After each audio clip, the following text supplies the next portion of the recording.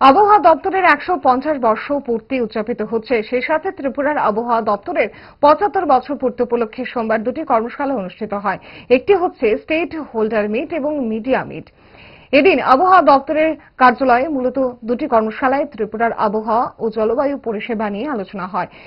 এছাড়া বিভিন্ন প্রদর্শনীর আয়োজন করা হয়। সন্ধ্যায় এক মনোজ্ঞ সাংস্কৃতিক অনুষ্ঠানের মাধ্যমে সাংবাদিকদের সংবর্ধনা জ্ঞাপন করা হয়। সম্প্রতি মিশন মৌসুম প্রকল্পে ত্রিপুরা যুক্ত হয়েছে।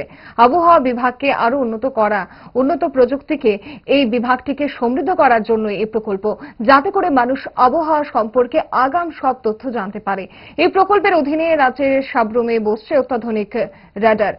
এর মাধ্যমে এখন থেকে আবহাওয়ার আগাম খবর জানা যাবে। ১৯৫১ সাল থেকে আগরতলার আবহাওয়া দপ্তরটি যাত্রা শুরু করেছে। এখন আধুনিক তথ্য দেওয়ার চেষ্টা হচ্ছে। রাজ্যে বর্তমানে ২৮টি অটোমেটিক ওয়েদার স্টেশন রয়েছে।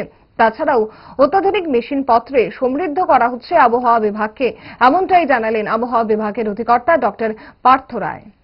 তো আমাদের ত্রিপুরা তখন মেনলি যেটা মানে ওয়েদার রেডি ত্রিপুরা আমরা বলতে পারি, আমরা পৌঁছে যেতে পারি। এবং আরেকটা জিনিস এর পাশাপাশি বলে রাখি, কারেন্টলি আমরা যেটা ইস্যু করছি ডিস্ট্রিক্ট লেভেল এবং ব্লক লেভেল ফোরকাস্ট।